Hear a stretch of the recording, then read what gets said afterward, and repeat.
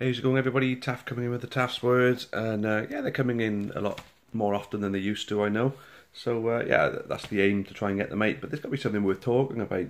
And one of the big hot topics now that's developed over the last day or two is the departure of Frank Nouble. Something that's really split opinion in a lot of different ways on whether it's a loss or whether it's a good thing that he's gone, on whether they're happy for him to leave or whether people are unhappy with him leaving, people who think Colchester isn't a step up, or, well, there's a lot of different opinions being thrown around. And as you'll see, for me personally, there's causes for concern, considering the pictures you would have just seen. The first picture you would have seen is obviously the one where somebody had made a mock picture referring to him as a lazy, money-grabbing bee. Now, if he's looking for more money, as I said before, he's entitled to ask for more money. It's a career for him. It's the same as anybody in any job. I mean, if you see an opportunity to get more money, you're going to ask the question. And if somebody else offers you more money to go elsewhere, there's a good chance you're going to go and you're going to take it. So I don't agree with the picture. The lazy part of it, at times last season, yes, I can say I did agree with it. No, there was a lot of lack of urgency in a lot of games that Frank was in. And, maybe he didn't adapt the right attitude in some. I don't know. But I had high hopes for him at the beginning of the season after scoring the goals. After seeing tweets that he started falling in love with the fans and things like that, that he loved hearing us singing and that. And I had high hopes for the guy. And now, obviously, someone's gone and done that. But the bit that he's written in is the concerning bit, of course. Basically saying that we should know the full story. At least he's not going to go and blurt it out like some players would. We can, at least he got a little bit of class that way. But we don't know what that story is. What is the full story? Was he pushed out? Was he offered a crap deal? Was he offered a pay cut? Was he offered the same money? Was he offered 1 year? Colchester have obviously signed him up for 2 years, and nobody knows what he was on before and what he's on now. That's the kind of information people can't give out. Clubs can't give out what people are on unless the player tells you himself. So those who say that he's left for a pay rise, we don't know that.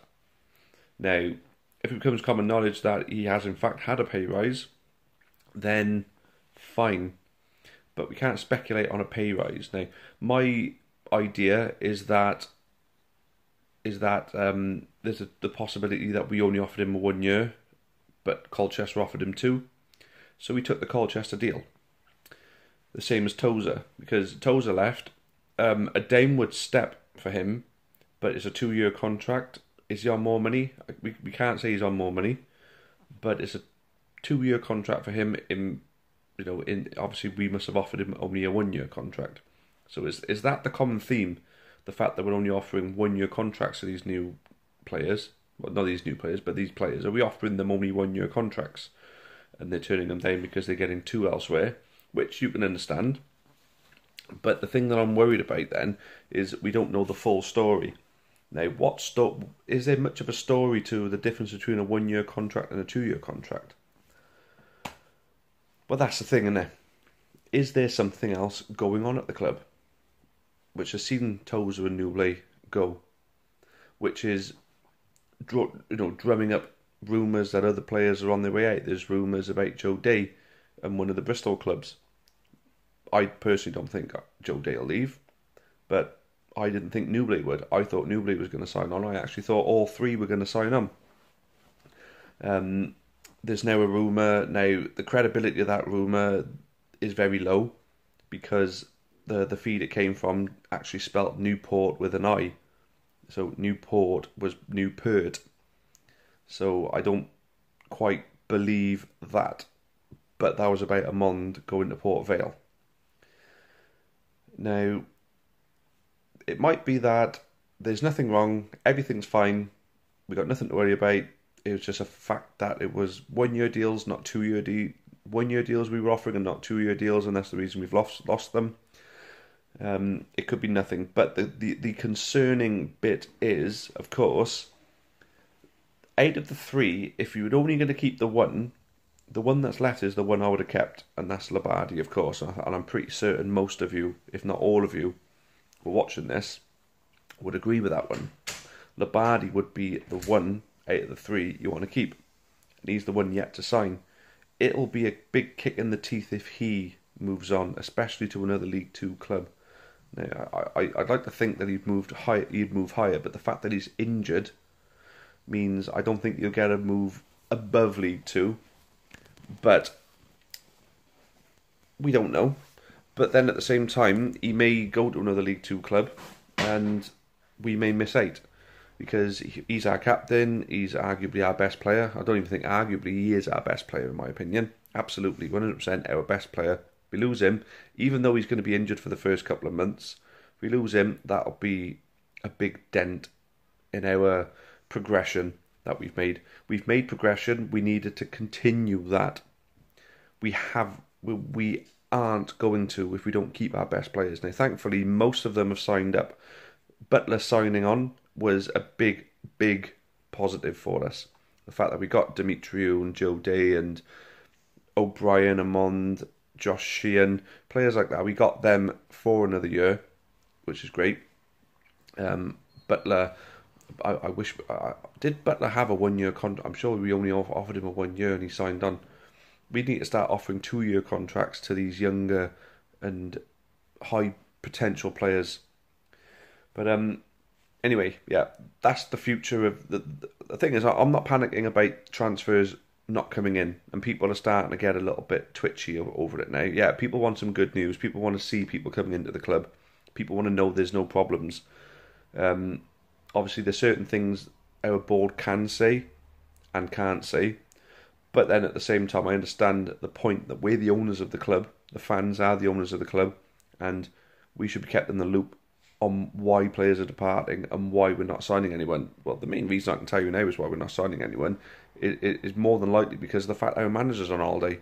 But the people who are criticising him for being on holiday really need to have a look at themselves, because the guy's worked wonders for us the last 2 years. He deserves a frigging holiday.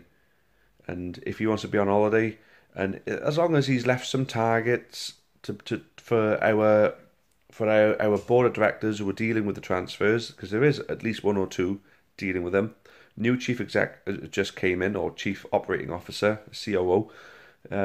He's just come in now, so that's probably going to be his first task. Right, okay, and these are Flynn's targets. We've made contact. We've set the meetings up.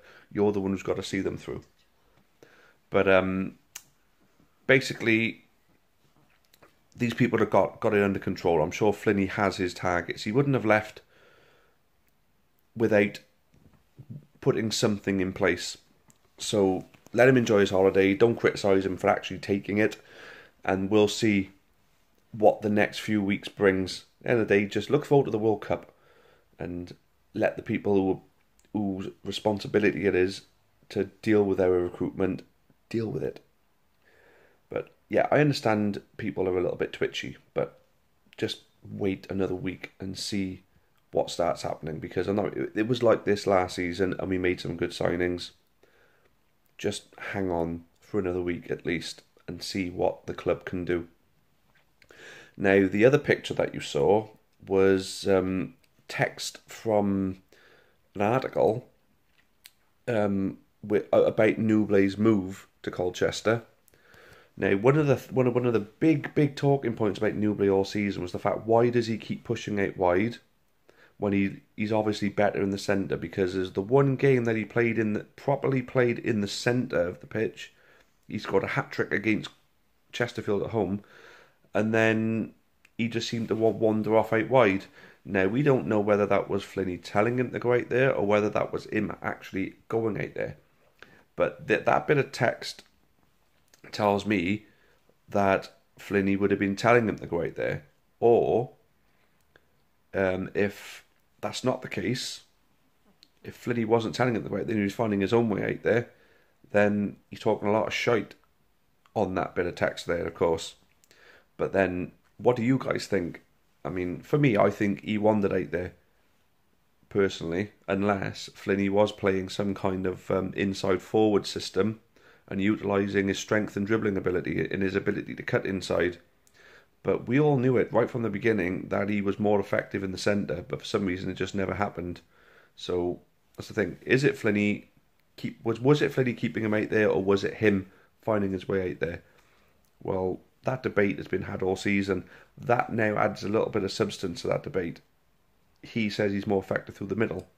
So was he going out wide and talking shit now? Or was he being talking quite wide, but would have been better in the middle? Well, I could keep muttering these words on all day. Personally, I don't know which way to call it. I'd like to think that Flynn knows players enough to know that he would have wanted him playing through the middle.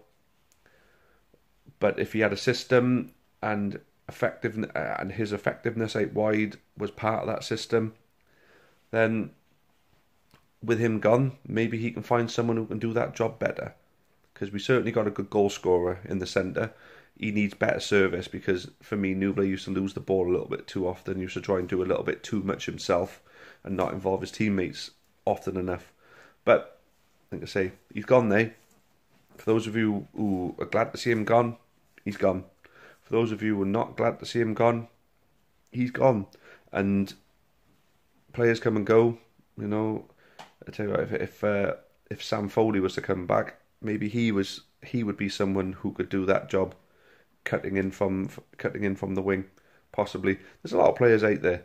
There's a lot of players who are still without a club. There's a lot of players who go through the season without getting a club. I mean, Mickey Demetriou had no club all season, last season, until he joined us, and he's one of our better players. So, for those of you who are saying that all the best players are being picked up, they're not, because a lot of the better players out there don't get picked up. Whether there's reasons for it or not, I don't know. But there's plenty of good players out there. Don't panic yet. Wait another week. But this whole Nouble thing, the whole split opinion, in my opinion, I'm sorry to see him go, because I had a feeling we'd see better from him next season. I hope that isn't going to be the case, that Colchester see better from him. But personally, I think if he was on one of the higher wages, which is what was alleged, then it leaves a lot more wages open to get the right player for purpose for Flinney's plan. We'll see. But thanks for watching again, guys. And as always, cheerio for now and up the county.